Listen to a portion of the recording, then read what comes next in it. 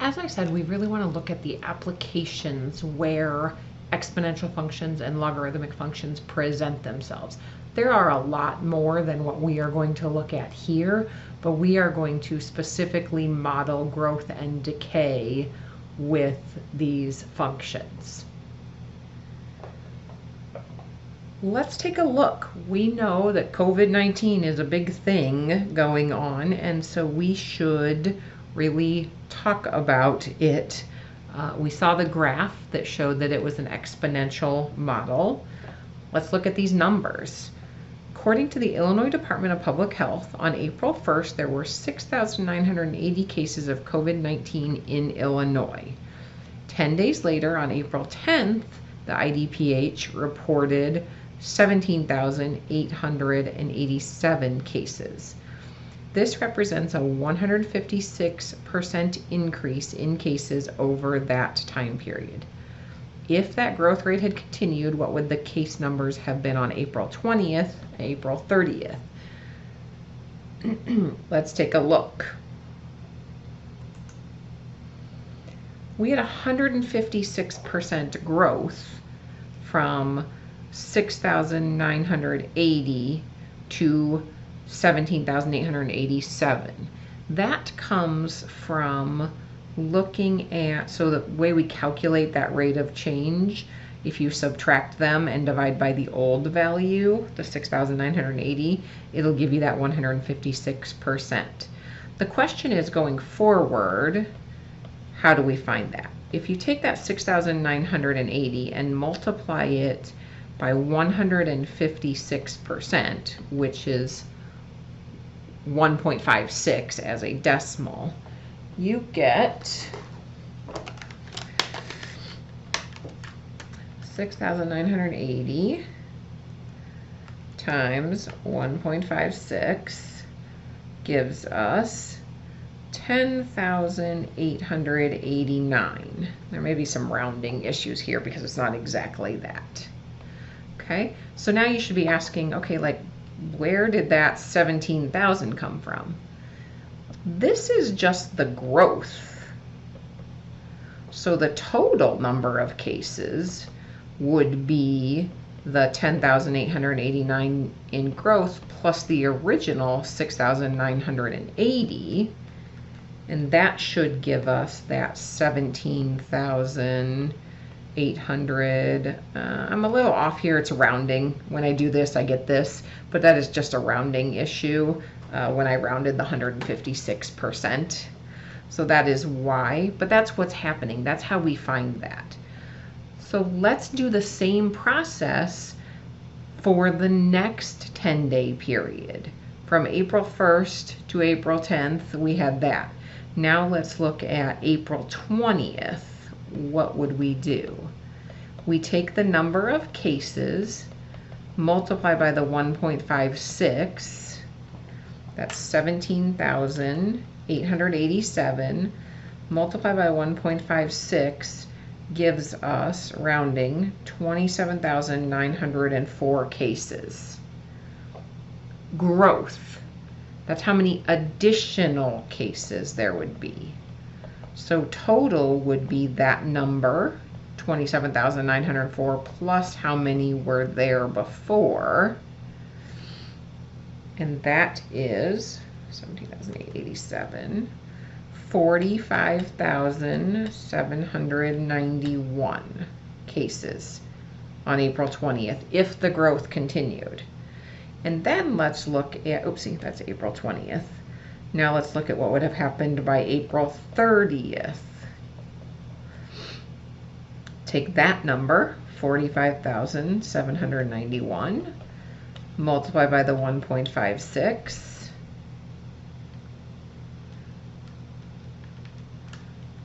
and I get 71,434.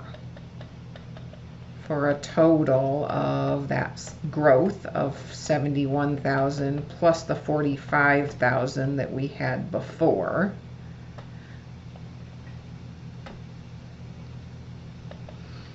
And we get, when we add those together, 117,225. So we started with 6,980.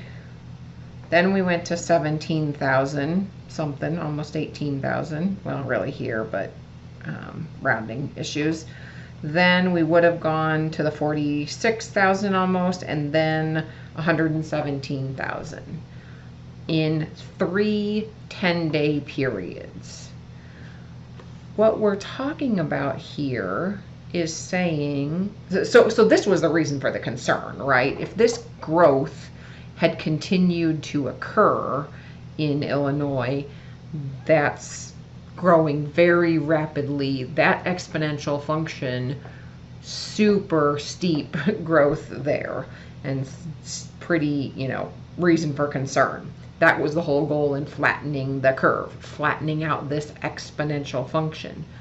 When you are multiplying by this constant number over and over again, that's exponential growth.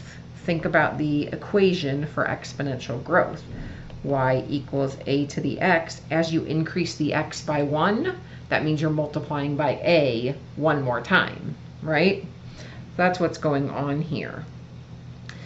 One thing to think about, one way we could have gotten just from here to here, and from here to here, actually I guess from here to here, and then from there to there.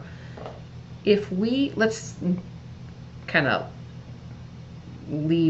figure out what we were doing here. This 27,904 was the 17,887 times 1.56. And then we are adding 17,887. That is the same thing. That's 17,887 times 1.56 plus 17,887. If you factor out 17,887, you have 1.56 plus 1, right? Or 2.56. Okay? And so if you continue to multiply by that 2.56, because that's what would happen to go to the next one, is we'd have to take that number that we got from that and add the previous number. And so we continue to multiply by this 2.56. That's why we have exponential growth here. That's going to sort of lead us into our study of exponential functions. If you remember, our formula for compound interest was A equals P, with continuous compounding was PE to the RT, right? So base E, as opposed to up here, it would have been base 2.56. That's where we're leading in this exponential growth and decay model. Because realistically, when you're talking about a bacteria or a virus spreading or population growing, that's continuously happening, right? Virus doesn't wait until midnight each day to spread. Babies don't wait until midnight each day to spread, or once a month, or whatever, right? So we're talking about continuous compounding here. This change in the amount continues to happen as time passes. So that's why we're interested in this idea of continuous compounding. It doesn't happen in banking typically, but it does happen in those scenarios that I just mentioned. Because of that, when we talk about exponential growth or decay, we are going to use that model. This is the same equation, just with different letters, right? P represented the principal in the banking situation, in that money situation. A naught is the original amount of the entity at time 0. It's the same idea. K is the growth or decay rate, the investment rate there, and everything else is the same. So we are going to use this model. If k is positive, the function grows. You have this scenario. If k is negative, the function decays. That's because that negative exponent would drop it down to the denominator. Some examples, we've talked a lot about things growing, like this virus, right? We've talked about, you could have population growing, money growing. We haven't really talked about decay. One good example of that is radioactive material. When radioactive material is used to create energy, when it is put somewhere to be stored, it does decay over time, and it decays exponentially like this. Let's look at an example. Suppose that for a certain drug, the following results were obtained. Immediately after the drug was administered, the concentration was 3.3 milligrams per milliliter. 6 hours later, the concentration dropped to 1.55 milligrams per milliliter. Determine the value of K for this drug. A drug in the system, when you take a pill or get a shot or whatever, it decays by exponentially, this exponential decay model. We are going to use that. They're the same, doesn't matter which, it's just that the K is going to be negative with decay. So let's use that formula. A equals A naught E to the KT. We are told immediately after the drug was administered, the concentration was 3.3. That is the A naught. So let's put that in. So the only thing we really need to find this model is K, because the function is a relationship between time and A, where A is the concentration of the drug, right?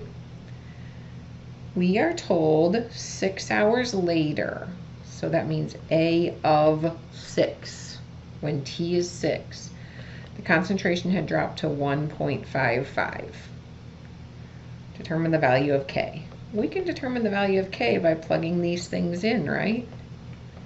The amount was 1.55 when T was 6. That's one specific moment in time. We have to figure out how we're going to solve this. I want to divide both sides of this by 3.3. That is going to give me a repeating decimal, so I want to leave it 1.55 over 3.3. I don't want to round too early. If I round too early, I create error early, and it leads to more error later. Okay, how do I solve this? This is an exponential equation. E is a constant. My variable that I'm looking for, the K, isn't really a variable, but in the context of what I'm trying to find, it is what I'm trying to find, right? It is in the exponent. The way we solved that, when we couldn't get the bases the same, was to take the natural log of both sides of this. Or use your definition of log to convert it. That's fine too. Natural log of e to any power is that power.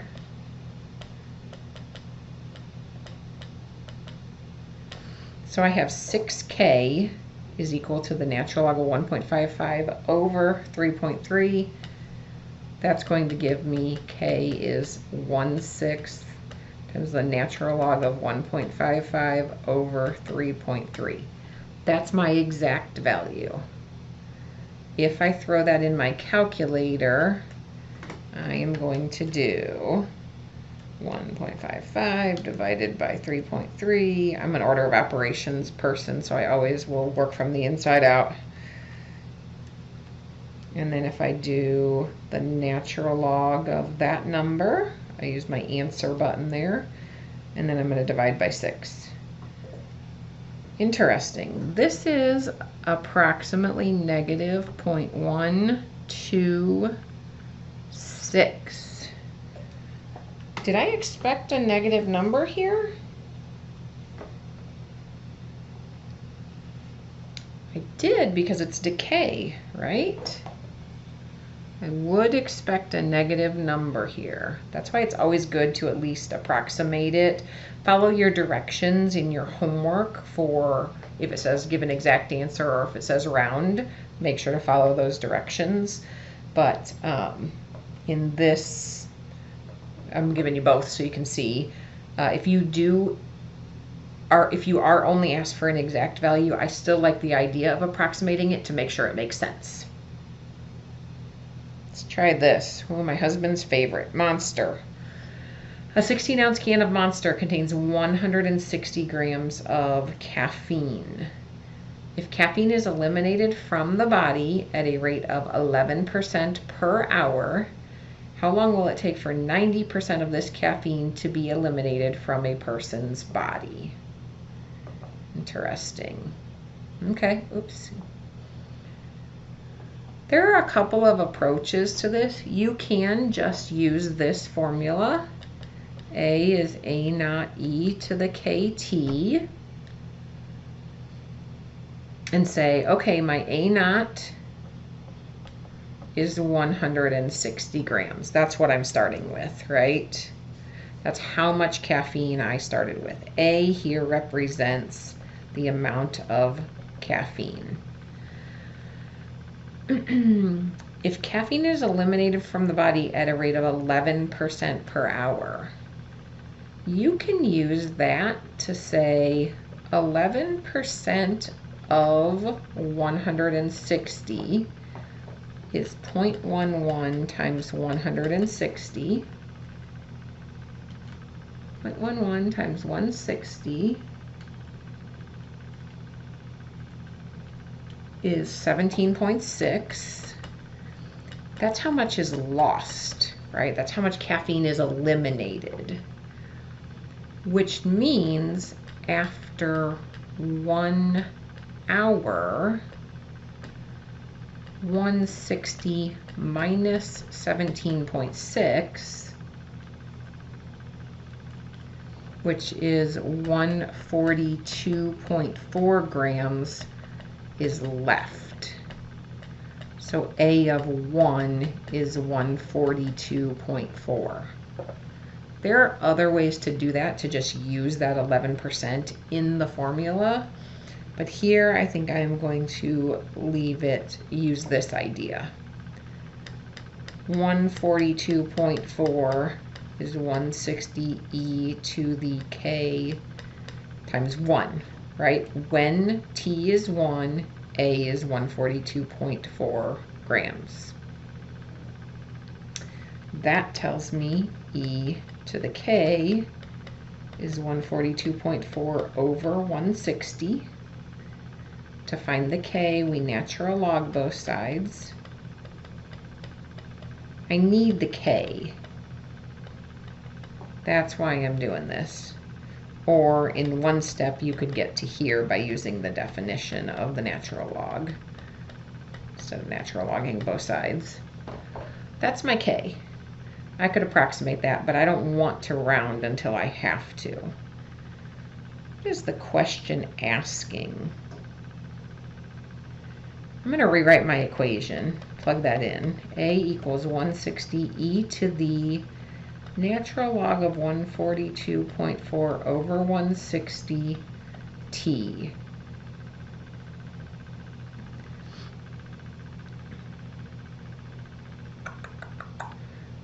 Be very careful in your simplification here. Don't use any rules that you can't use. All right, well, we want to know, how long will it take? That means how long is find T when 10% remains. 10% of 160 grams is 16 grams. 90% gone means 10% remains, right? That means in this equation, I want to replace A with 16 and solve for T.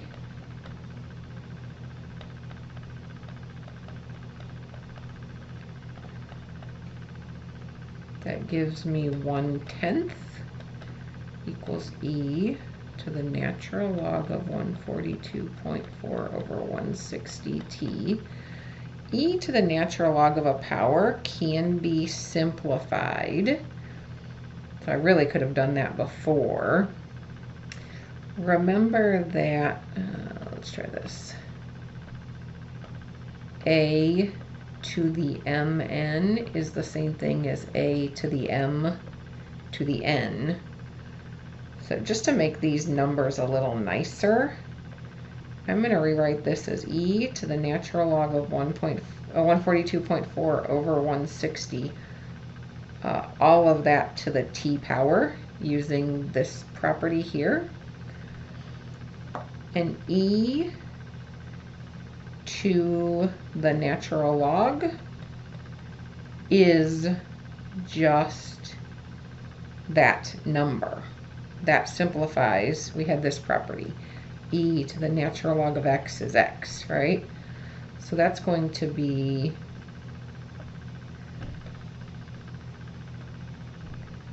(142.4 over 160 to the t). I'm not sure if that's better, but hopefully it'll make things a little less complicated. From there, natural log both sides. I did that so we don't have natural logs inside natural logs, because I have to get that t out of the exponent. Bring the t in front. Natural log of 1/10 is t times the natural log of this fun fraction. So t will be the natural log of 1/10 over the natural log of 142.4 over 160.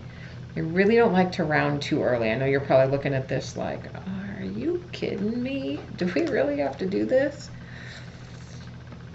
Yes, the earlier you round, the more error you create. Let's approximate this. Natural log of 1/10 divided by the natural log of 142.4 divided by 160. Let's hope we don't get a negative number here, because if we do, we did something wrong, because we're looking at time, right? 19.76 approximately is what I got. What is this question? What does T represent? Time in hours. So approximately 20 hours to get that caffeine down to 10%, 90% of it eliminated. Okay?